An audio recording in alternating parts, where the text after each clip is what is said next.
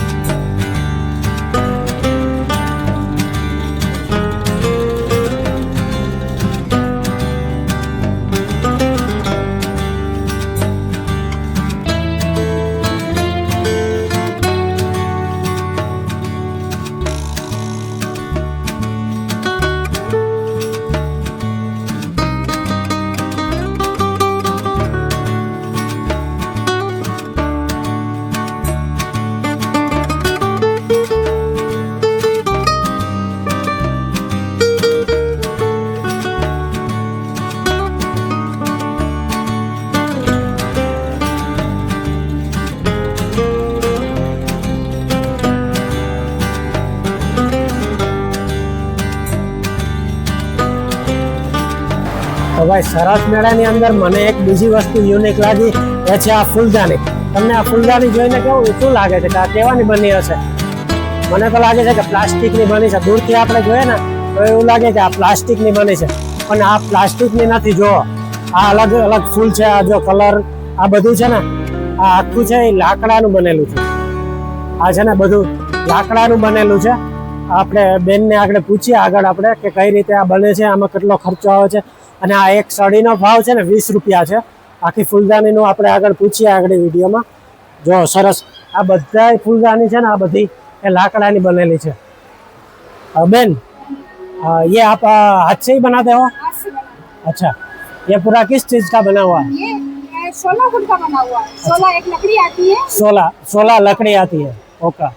वो दुर्गा जी का मुकुट बनता है. हाँ, हाँ. पूजा में उस लकड़ी का बनता है. अच्छा, दुर्गा पूजा में जो लकड़ी का मुंगट बनता है उस लकड़ी से ये बनता है. अच्छा, कितना टाइम लगता है ये बनाने में आपको? ये बनाने में कम से कम 1 घंटा तो लगता ही है. एक चीज बनाने में लगता है. ये बनाने में कितना टाइम लगता है? 1 घंटा लगता है. 1 घंटा. और क्या प्राइस है इसका? इसका 60 रुपए है. 60 रुपए जी. हाँ जी. और पूरा फूलदानी चाहिए तो फूलदानी जैसे लोग मिक्स करके बनाते हैं. कोई अच्छा, कलर जिसकी पसंद. जी. कोई कलर 5 ले, इसमें से 4 ले, इसमें जी, से 8 जी. ले, उस हिसाब से आप इसकी प्राइस लगाते हैं. जी स्टिक के हिसाब से. और इधर है सब 20-20 रुपए के हैं स्टिक से. सब स्टिक की अलग अलग प्राइस. डिजाइन वाइज जी. और कहाँ से हो आप? हम अहमदाबाद से हैं. अहमदाबाद. जी. Thank you.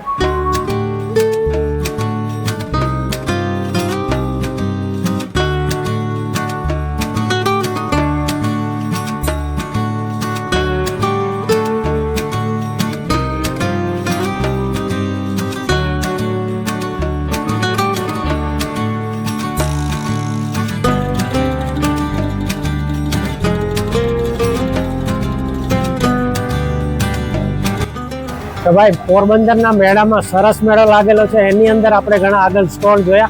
એમાંનો એક સ્ટોલ છે જ્યાં સખી મંડળનો સ્ટોલ છે. એમાં જો સરસ મજાની આઈટમ છે, ગણપતિ બનાવેલા છે.